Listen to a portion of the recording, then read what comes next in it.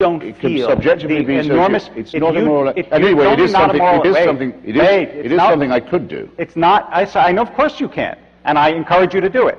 Yeah. It's only not a moral action. One day. If you don't feel None. the unique expression of love when it takes place in an atmosphere of sanctity that is not the same as saying to a child, "I love you." I have to tell you, I mean, some of you knew my father, who passed away in May, who was a rabbi. When I think of the most powerful and intimate moments that I had with my father, it was when he put his hands on my head and blessed me on a Friday night. Now, he would not have done that were he not religious, and it wasn't the same as when he kissed me goodnight and said, "I love you." Because there is an element in which religious people dwell. It's called a world of sanctity that you can't invoke and can't dwell in if you don't believe that that realm exists. So do you, well, wait. First, I'm sorry for your loss, as the Irish say. Sorry for your trouble. Right. Second, but I'm still going to have to insist, I don't think anyone in the audience can consider that's an answer to my challenge. Of course I have to say there's a moral or ethical statement or action that an unbeliever could not perform. But could not means that you're physically incapable of it. And No. I'm willing to concede No, if right it's here, goodness, it would you be can morally do everything I can do. Well, let's Of not go course that you far. can. Let's go. Of course you can. All right. Well, then. Okay. I mean, all right. you have to say wouldn't do. You well, can't say I will leave, can't since do. you won't answer it, I'll just leave the question to the audience. If anyone I can just come leave up to it. me and say, here's a moral thing you couldn't do, not don't do, but could not do, that only a religious person do, I'd be very interested to hear of it. No one's ever come up with anything. Let me ask a Second, question. there was a brief corollary.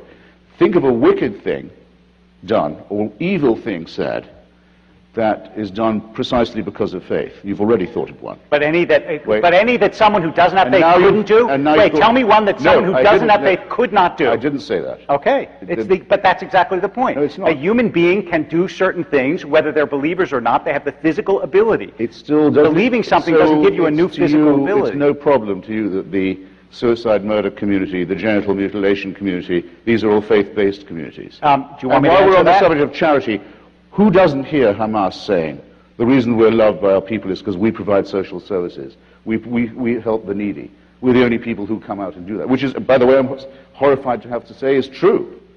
But do you excuse them for that because they're charitable? Of course not. Do you not think that they bless their children a whole lot? Yes, and I bet think you that's a could beautiful thing prepare that they them do. do it. Right. You try being. I don't think a they're- Muslim children and not be, the child not be blessed the entire time. That's part of the authority that they claim. They claim to own these people. I want to ask, This is all faith-based. who steps up to, you won't like any of the language, but life has a lot of despair. People fall into despair. Who steps up to save? And I don't mean in Christian terms necessarily at all, but who steps up to reach out to those people? And for society as a whole, if you don't have the teaching of religion, what will offer a kind of moral construct? I don't see it in schools. Union halls are gone. Who's going to give people I live in such a world. structure of I live in such a meaning? world. It's called Hollywood. You see Hollywood. what happens. Well, Yeah, exactly. I mean, right. it may have blemishes. It may be deeply flawed. It may be fatally flawed, you would say. But what's the substitute? What's the structure for moral teaching and save the despairing? I think despair is quite a good starting point myself. I mean, I think it's very good to know that we're born into a losing struggle. I think that the stoicism that comes from that and the reflection that comes from that is very useful. I'm not very impressed by people who say, well, I wish it wasn't true, so I'll try and act as if it isn't. It is true.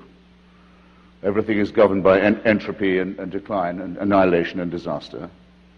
And you're born into a losing struggle, and because you're a primate mammal, you know you are, and you know you're going to die, and that there'll be a lot of struggle and pain on the way. I don't want a world without anxiety and grief and pain and struggle. I can't get it. No one's saying you but can't those have who offer that. it to me, I spurn the gift. I don't want what you want. I don't want the feeling of eternal love and peace. Love and peace, very, very overrated in my view. One of the many reasons, actually, I should despise all religions equally, but and I do in a way. But one way in which I prefer Judaism to its rivals is that the emphasis is more on justice than on love. I want to go to the rabbi. Why is that not misanthropic of you, that attitude? Misanthropic doesn't mean I have to hate people. Well, It means I respect. hard. It means I respect them enough. It means I respect them enough not to offer them false consolation. I do think it's important. The realm of illusion will not help you to cure this condition. I do think it's important to say that part of this is based in temperament, but also part of it is based in life experience. I spend a lot of my time at the bedside of people who are dying, with parents who lost children, with husbands who lost wives and wives who lost husbands. The sense of community that is created by religion, the sense that life is meaningful even if it's short, all of that, it's not trivial, it's not cheap consolation, it's not illusion. It goes to the depths of the questions that human beings ask themselves. And I know that you can make a clever remark about the cheap selling of religious consolation, but you know what? The remark gets melted by the heat of human anguish when you're standing beside the grave of a child who died and the mother is saying a prayer, and that brings her some measure of comfort because she really does believe that this world in some sense is meaningful and is not nihilistic and is not empty and is not foolish. And although I can't prove to you in an empirical sense that in fact the world is meaningful, at that moment, even as I question it, it seems to me the deepest instinct of my soul. Well, if you'll...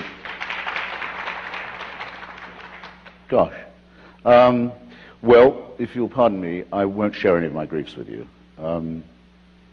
But I've never had one, or known anyone who had one, who's had the faintest consolation from religion. And indeed, being told, as the Christians tell them, that they're off to a better place and so on, I think is positively wicked thing to do. I think lying to the dying for a living, what self-respecting person can do that? And you know it's a lie because, just tell me how you know it's a lie, since you assert it again and again. Because the person saying it cannot possibly know it to be true. And therefore it's a lie. They don't have access to information. Even if they believe it, it's a lie. Yes, it's a lie. But how do we create, for those who aren't able or don't desire to walk around in despair, or to walk around in irony, in a world that can bring plenty of despair? Try it, fine. But I think it's manifestly clear lots of people don't choose that. So what does atheism offer? Well, it offers the chance of living without illusion, which I think it says that philosophy and literature will do a great deal more for you. There's a lot more morality in them. There's a lot more ethical discussion in Dostoevsky, say. It may be true, but who will present them in our society, in a real society? Who will present them in a way to create structure? For now, I'm presenting. There he is. For now, I'm presenting. I can't do... You're going to be very busy. I can only appear in my own person here. I can even say that to some extent it works for me. This irony, I think, is tremendously useful, as is philosophy, especially the philosophy of Spinoza, especially in times of anguish. And the realization that there's no false consolation can actually cheer you up. Once you face the fact that you're born into a losing struggle, things immediately appear a great deal more manageable in some ways. And really, of the remarks against this made, not one of these remarks couldn't have been made by a devout member of the Muslim Brotherhood. And what I want to ask him is this. If anything of what he says is true, is he really saying that he would prefer me not to be myself, not to be an unbeliever, and someone who believes in irony and of the unillusioned world, but I'd be morally better off if I was a Wahhabi Muslim, for example. Is me or a Roman Catholic. Is he me? Are you asking this? Okay. I mean, according to you, I would be a better person. No, don't answer the question. You asked me the question. Right. You're not allowed to answer it for me. You imply. I imply. Well, I want to know if you really mean that. Actually, I never said that you were automatically better off if you believed than you didn't believe. I think Christopher is very useful in the world because he forces religious people. I mean, he's useful for many, many reasons, obviously, to the world, but he also forces religious people to think seriously about their faith. And as I understand the God that I believe in and the God that Judaism presents, the first and primary demand is not belief. The first and primary demand is goodness. That's exactly what characterizes Judaism. And therefore, if you say to me, I'm a good person, but I don't believe, is it better that I would be a miserable person who believed? All I have to do is look at the sources and say, obviously not.